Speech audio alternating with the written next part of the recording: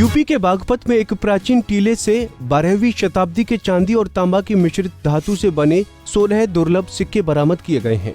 बताया जा रहा है कि ये सिक्के राजा पृथ्वीराज सिंह चौहान और राजा अनंगपाल तोमर काल के हैं, जिन्हें उस समय विनिमय के लिए प्रयोग किया जाता रहा होगा।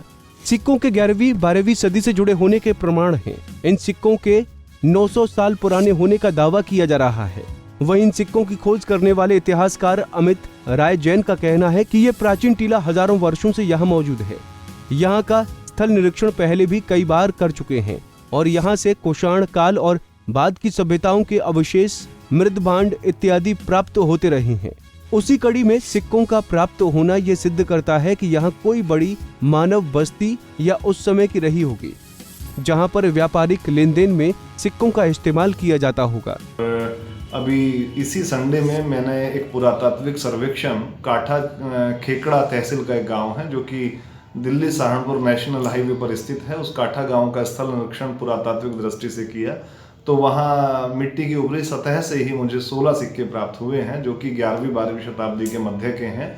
और पृथ्वीराज चौहान का जिस 16 सिक्कों में एक सिक्का है, 2 सिक्के राजा अनंगपाल देव तोमर के हैं, एक सिक्का मदन पाल देव का है, एक सिक्का जिसके अंदर दिख रहा है वो चहड़ा राजदेव का है।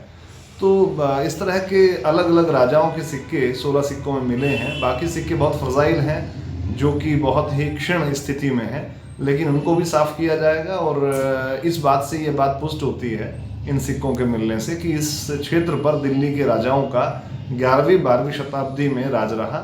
और इस टीले का महत्व ये है कि यहाँ पर कोई मानव बस्ती रही होगी और काठा के टीले के नीचे हो सकता है कि कोई बड़ा किला हो, व्यापार का केंद्र हो, जहाँ पर ये सिक्के ऊपरी सतह से मिले हैं।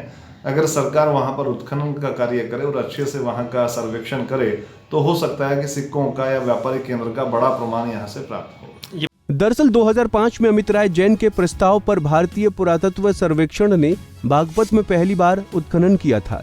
इसके बाद सन 2018 में सिनौली का उत्खनन शुरू हुआ। भारत में पहली बार वहां से दुर्लभ पुरावशेष और तांबे लकड़ी से बने युद्ध रथ मिले थे, जिसके बाद से बागपत संपूर्ण विश्व के पुरातत्वविद व इतिहासकारों के लिए रोमांचक खोज और शोध का केंद्र बिंदु बना हुआ है। बागपत जिला बहुत महत्वपूर्ण इसलिए है कि सन 2005 में हम लोगों के प्रस्ताव पे सिनौली का उत्खनन हुआ, जिस समय वहां पर एक बहुत बड़ा शवाधान केंद्र मिला। और लगातार उसके बाद हम लोगों की कोशिशें रही तो बरनावा का लाक्षागृह टीले का भी उत्खनन भारतीय पुरातत्व सर्वेक्षण ने किया, जहां पर हस्तिनापुर की जो कल्चर है बिल्कुल वही कल्चर यहाँ से मिली है।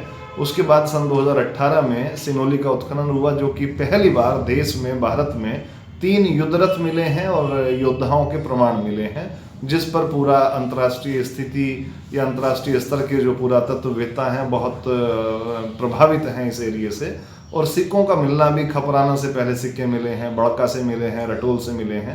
तो यह जो मध्यकाल के हिंदू शासकों के सिक्कों का मिलना है यह बहुत महत्वपूर्ण है, एक उपलब्धि है और मुद्रा शास्त्र पर शोध करने वाले शोधार्थियों के लिए और देश के इतिहासकारों के लिए बड़ी खुशी की बात है। फिलहाल इतिहासकार अमित राय जैन ने सरकार से टीले पर खुदाई कराने की मांग की है। उनका मानना है कि खुदाई के बाद टीले से मानव बस्ती या राजा पृथ्वीराज चौहान की कई बहुमूल्य वस्तुएं मिल सकती हैं। ये प्राचीन टीला बागपत के काठा गांव में स्थित है। बागपत से विवेक कौशिक की रिपोर्ट। हमसे जुड़े रहने के लिए हमारे YouTube चैनल को सब्सक्राइब करें और नई वीडियो की नोटिफिकेशन के लिए बेल आइकॉन को दबाएं। अगर आप ये वीडियो Facebook पर देख रहे हैं तो लाइक जरूर करें और ज्यादा से ज्यादा शेयर करें। धन्यवाद।